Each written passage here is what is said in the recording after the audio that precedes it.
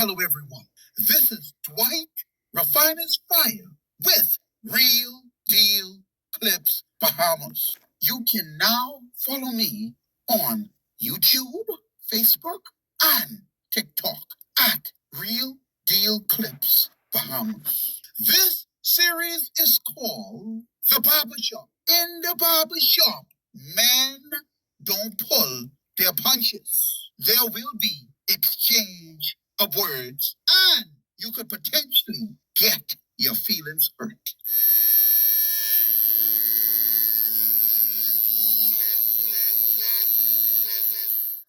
Stay tuned for the continuation of Three Are Opportunists. Three Are Crooks. Meanwhile, these same people live the life that they could only dream of. And everything that they can imagine, they have at their whims because they have the resources to make it happen. And it ain't their resources. It's our resources. Yeah. But that's who we are as a people. And until we look in the mirror and address our shortcomings, right, as a people, we have some serious insecurities because we don't believe that we deserve anything. It ain't them, it's us. Bahamians don't believe that they deserve anything. They don't believe that they can live the life that these other people live. I don't know what's so different about these other people that they believe that these people should live the life and exploit their resources and ride on their backs and build their throne and their empire on the backs of your children and your children's children. And you think that's okay. That's the way it's supposed to be. Someone convince the majority of the Bahamians that, that's the way it should be, let them do that. And people are comfortable with this whole arrangement. You know why I'm the way I am? Yeah. I remember when I was a commodities trader. Right. And I remember when a company discovered that I was a research analyst and I was black. They couldn't believe it. Right. So they said, we're not going to send people in harm's way down in Africa in those places. Right. Because what happens when you do a commodities transaction is you actually have to do like site inspection. Let's say, well, I shouldn't talk this stuff, but I'm going to do it anyway. So if you go and you're looking at the diamond stones and all of that, right, you have to go down and actually do like site inspection. Right. So a lot of people might not know what a diamond stone looks like, but it's like a rough stone before it goes through the process of being cut and refined. Right. So you would go down to some strange places and do site inspections on X, Y, and Z, right? Right. Then the job of the broker is to bring the buyer and the seller together. And a part of that is to have what you call a paymaster. What the paymaster would do was link the account of the person who's buying to make sure that they qualify as a legitimate buyer. Mm-hmm. And then you'll have so you'll have brokers on two sides. Right. So on that side, they'll make sure that the buyer has the proper funding and all that to engage in the transaction. Right.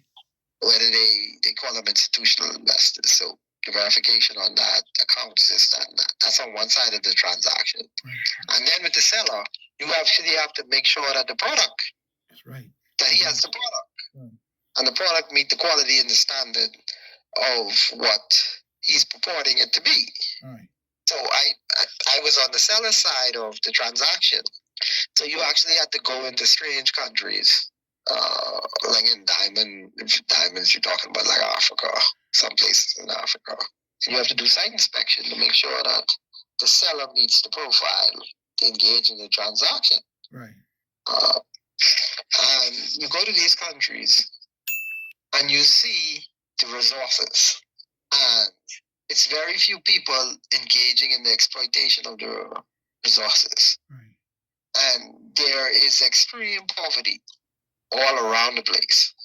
And you go to some of these countries, you're traveling with an army. Right. Like they send the army out to meet you at the airport, stuff like that. Right. So you have armed guards around you the whole time. And when I saw that, it did something to me. Like I was down there being a broker, but I realized in my spirit, something was wrong with that. Mm-hmm. And so Bahamians tend to look at countries like Africa and all that, and they look at these people and say, well, how could they let these people come into their country and exploit their resources and get rich and do all this other kind of stuff. And you know what Bahamians don't realize? Same thing happening to us. We're doing the same thing. The very same thing is happening to them. And what's the commonality? Black country, black leader. Yeah. The statement that you're about to hear by Ricardo Thurston was said well over 1 year ago. Listen carefully.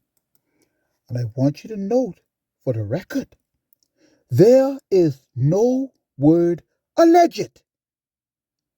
We're using no alleged.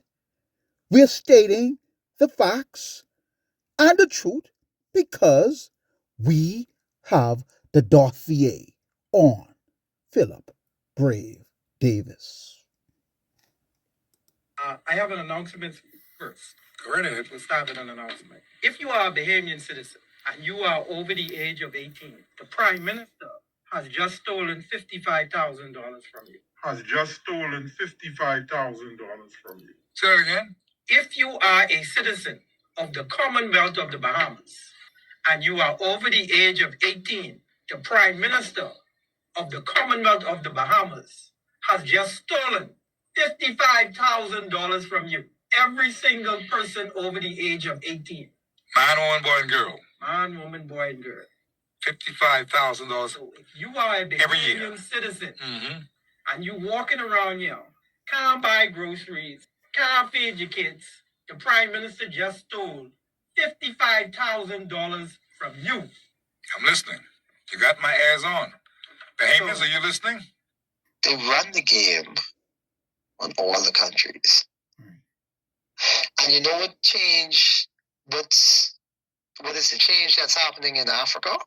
You have a new, more educated generation, and they are united on certain issues. When they do a protest, I see they had a protest in, I think it's Kenya. Thanks for staying with us. You're watching Standpoint. Now, Wednesday, the 26th of June, and this is also perhaps the first time in Kenya was seen a protest that doesn't have a political undertone or political leadership. Doesn't have a political undertone or political leadership. And also transcends ethnicity. How weakened is President Ruto domestically now and even globally? Thank you for the question because I like to give direct answers. Prior to this crisis, I am very active in policy and very active on social media. And I noticed about 6 months ago, everywhere I went, people were just too angry. And everyone in Kenya now has become an activist. Everyone in Kenya now has become an activist. Everyone in Kenya now has become an activist. The old people, women, even the church people, the youth, young ladies. And as a result of their activism and numbers, the president of Kenya said this. Consequently, having reflected on the continuing conversation around the content of the Finance Bill 2024 and listening keenly to the people of Kenya who have said loudly that they want nothing to do with this Finance Bill 2024, I concede. I concede. I concede. And therefore, I will not sign the 2024 Finance Bill. And the government had to be shut down for a week. And they intended to pass one bill and they had to go back to the parliament and scrap that. That never happened in Africa. And it never happened in the Bahamas. But it will. It will. Because Bahamians are tired of being conquered. The civil protests in Africa years ago happened with guns and cutlass. And now they've moved to a level of civility because they have enhanced their IQ. And they've learned that it's not about the gun and the cutlass, it's about the pen. The pen. Legislation. And you watch the civilized countries around the world, most of them happen to have citizens that are Caucasians, right? They have a different level of understanding about the system. They're interested in the gun and the cutlass. They would know what you're putting in that legislation. That's the only thing they care about. They care about the legislation. And they care about it at the federal level, at the state level, and at the local level. Yeah. Because they know that pen. See, if somebody comes to you, if somebody comes and they kill like one of your kin folks, right? Right. You know, it's a sad thing, they died, whatever. And then retribution is sought through the legal system in most cases, and then you get your justice that way, right? Right.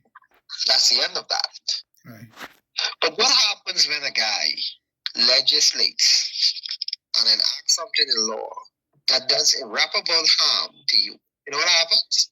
As long as that law stays in place, your children have to bear the brunt of that. Right. If your children don't correct that, their children will bear the brunt of that. Right.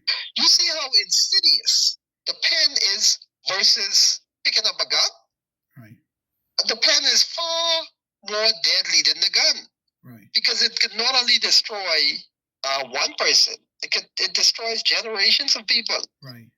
If you're not responsible with that pen, you can do irreparable harm to generations of a country. Yeah.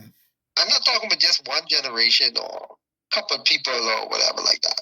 Because laws affect everybody who preside in the jurisdiction where that law is passed. Right. So the most dangerous man in the country is always the people or the man who's at the top of the food chain and holding the pen. Right.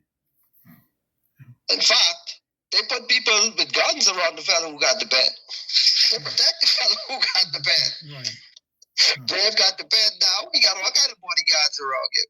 When Christie had the pen, he had the bodyguards. Christie got any bodyguards now? Nobody care about Christie. Christie don't have the pen. It's all about who has that pen. Right. Because the power is always with the legislation. Power is not with no voting and doing all this other crazy stuff. The power has always been with the pen. Right. And until Bahamians realize where the true power lies, we can't really change anything in this country. Right.